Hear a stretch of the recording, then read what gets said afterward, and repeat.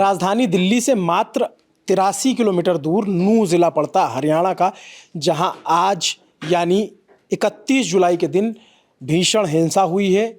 शोभा यात्रा को लेकर के दो समुदायों के बीच झगड़ा इतना बढ़ा कि आगजनी हुई, पत्थरबाजी हुई और इवन फायरिंग भी हुई है। और शाम तक जो अपडेट आया, क्योंकि आपको बहुत जगह पे ये न्यूज़ देखने को नहीं मिली होगी, क्योंकि हालत इतनी ख़राब थी कि वहाँ पे रिपोर्टर भी नहीं पहुँच पा रहे थे, इतनी ज़्यादा हिंसा हो रही थी एक समुदाय से दूसरे समुदाय के बीच। एक जगह तो ऐसी है जहाँ पे मंदिर में कुछ लोग फंसे हैं और पहाड़ी की तरफ से फायरिंग हो रही है। उस तरह के वीडियो हमारे पास आए, चूँकि अभी जब तक वो वीडियो एकदम से सरकार उस पर कुछ बोलती नहीं, तब तक हम सोचते हैं कि अब वो हिंसा का वीडियो नहीं दिखा सकते, और यूट्यूब की गाइडलाइन है कि गोलीबारी और इस तरह की चीज़ें नहीं दिखाया जा सकता। लेकिन हिंसा बहुत ज़्यादा हुई। उसके बाद शाम में जब गुड़गांव से पुलिस की टीम भेजी जाने लगी तो भी पथराव हुआ, और उस पथराव में ताज़ा जो अपडेट है वो है कि 2 होमगार्ड उनके मरने की खबर आ रही है। कई पुलिस के अधिकारी घायल हुए हैं, कई जवान घायल हुए हैं। उसमें डीएसपी हैं, उसमें इंस्पेक्टर हैं। जो हमारे पास डिटेल आई है, मैं आपको, चूँकि नाम तो इतना याद नहीं हो पाता, मैं आपको चेक करके बताता हूँ कि पुलिस की जो टीम जा रही थी उसमें सज्जन सिंह डीएसपी होडल, निरीक्षक अजय, निरीक्षक देवेंद्र और इनके साथ और कुछ सिपाही जो कि घायल हुए हैं, इसमें गंभीर रूप से घायल हुए हैं। होमगार्ड नीरज, थाना खेड़की दौला, और होमगार्ड गुरुसेवक, थाना खेड़की दौला, इन दोनों लोगों की मौत की खबर है। बाकी लोग घायल हैं। और अभी क्या अपडेट है, ताज़ा अपडेट क्या है, जो घायल हैं उनका उपचार इस समय मेदांता अस्पताल में चल रहा है, ऐसी जानकारी आई है।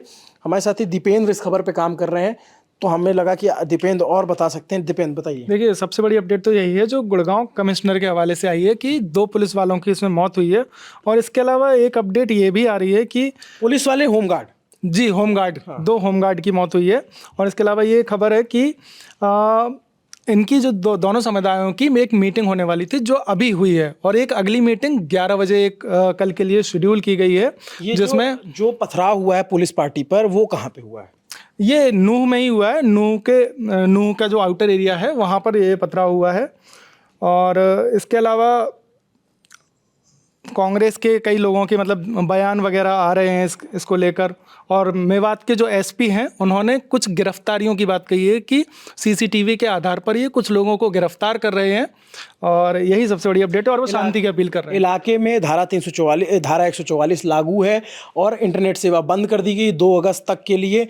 इसके अलावा आसपास के ज़िलों में जो वहाँ पे भी प्रभावित है, और वहाँ पे स्कूल बंद किए गए। फरीदाबाद में स्कूल बंद करने की खबर है। वहाँ आसपास के इलाकों में मुझे ऐसा लगता है कि जब दिन निकलेगा अभिनव, तो हमें और चीज़ें, अभी हम ये जान रहे हैं कि फरीदाबाद, पलवल और रेवाड़ी, इन 3 डिस्ट्रिक्ट्स की पुलिस को मूव करने के लिए कह दिया गया है। ये रेइंफोर्समेंट्स जा रही हैं। और जो गृह मंत्री अनिल विज, उनका ये कहना है कि पहली प्राथमिकता भी वो है कि जो नरहर मंदिर में कुछ लोग वहाँ पे फंसे हुए बताए जा रहे हैं, जैसा अभिनव ने कुछ देर पहले बताया कि जान का खतरा है निकलने में।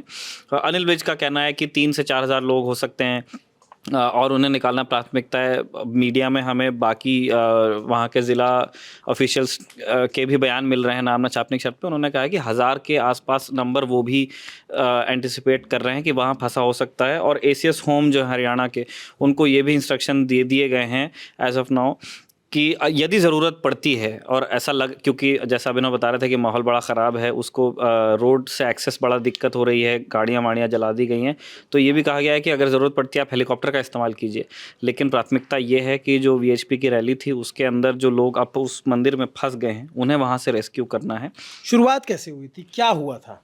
देखिए, यही एक जिसको कहते हैं अभिनव ना, फॉग ऑफ वॉर। अभी एग्जैक्ट जो चेन ऑफ इवेंट है अभी हमारे सामने नहीं है, क्योंकि अभी वहाँ से कुछ एक जो वीडियोस छन के बाहर आए हैं वो देखे गए हैं।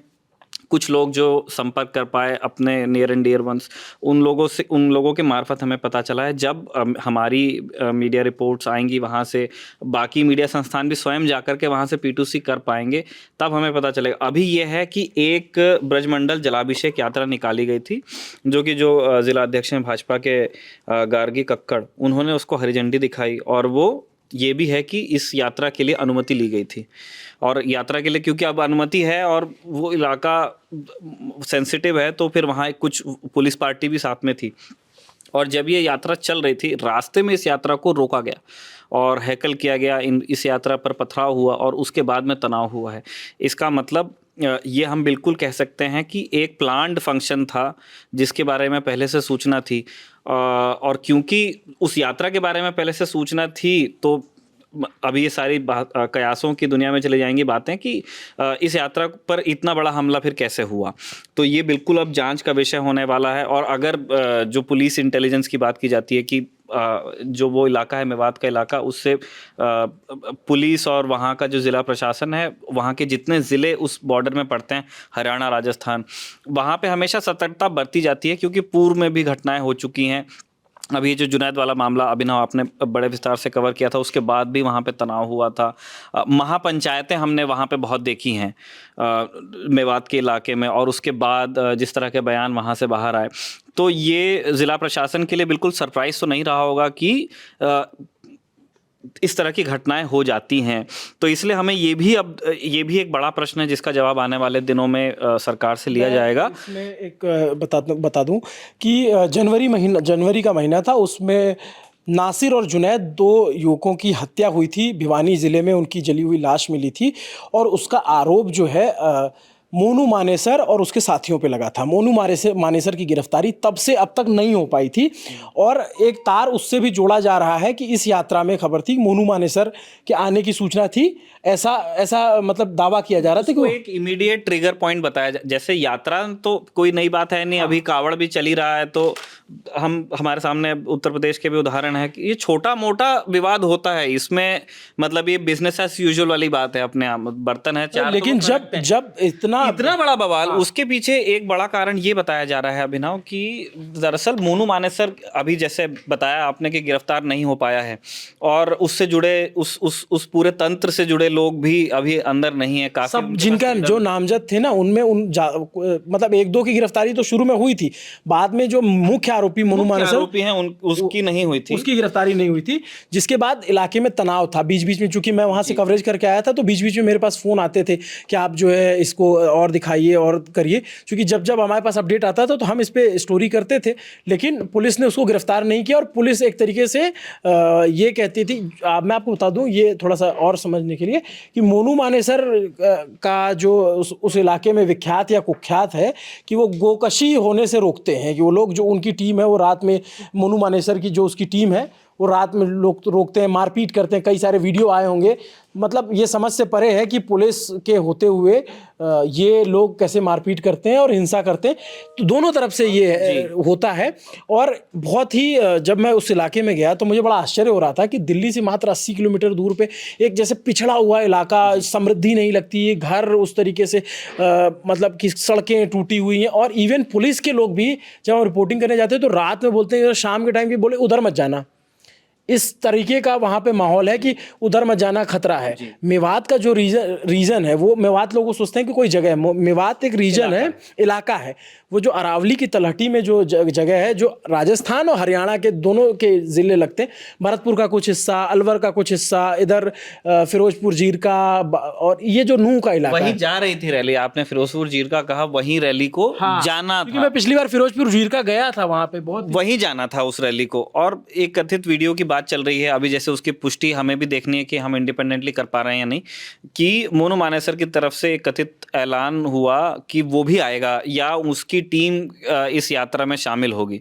अब मोनू मानेसर को लेके जो मेवात में एक पक्ष है उसमें काफ़ी तगड़ा विरोध है, क्योंकि वो नासिर और जुनैद के हत्याकांड में वो प्राइम अक्यूज था और गिरफ्तारी जैसे आपने बताया कि नहीं है। तो जब वो वीडियो, अब जैसे मैंने कहा हम नहीं जानते कि एग्जैक्टली उसमें क्या था, तो जब ये बात जब इलाके में पसर गई कि यात्रा न सिर्फ यात्रा निकलेगी बल्कि उसमें मोनू मानेसर के लोग भी शामिल होंगे या वो किसी तरह से उससे एसोसिएट होंगे, तो आज तो बवाल हो ही गया। वो तनाव 2 दिन से था अभिनव वहाँ पे, और इसीलिए हमने जैसे कुछ देर पहले कहा कि जब इस मामले की विस्तृत जांच होगी तब इस बात को भी देखा जाए कि ये जो इंटेलिजेंस का मतलब क्या स्टेटस रहा, क्योंकि माहौल खराब हो रहा है। ये तो फेलियर है। ये जब सोशल मीडिया की दुनिया में है और प्रेस के पास ये जानकारी है, तो पुलिस के तो तंत्र हमसे कहीं आगे होते हैं। मतलब जब ये हुआ कि हम ये प्लान कर रहे थे कि हमें जाना चाहिए, तो मैंने फ़ोन किया वहाँ जो रिपोर्टर पहुँचे हुए, तो उनकी तरफ से था कि भाई मत आओ, मतलब यहाँ गोली चल रही है, यहाँ कुछ भी हो सकता है और उनकी तरफ से मैसेज आया कि हमको बचा लो, हमको यहाँ से निकालो। इतनी ज़्यादा सिचुएशन टेंस हो रखी है वहाँ पे। इसलिए हम कोशिश करेंगे कि वहाँ पहुँच के वहाँ पे जाएं और वहाँ पे रिपोर्टिंग करें, वहाँ की न्यूज़ दिखाएं, जितना सेफ रह के किया जा सकता है। ललन टॉप की टीम वहाँ ज़रूर जाएगी। लेकिन अभी जो है इलाके में बहुत तनाव है, बहुत ज़्यादा। गुड़गांव तक में धारा 144 लगने की खबर है कि गुड़गांव के कुछ इलाकों में लगाई गई। सोहना में भी हिंसा हुई है, गुड़गांव के सोहना में हिंसा हुई है।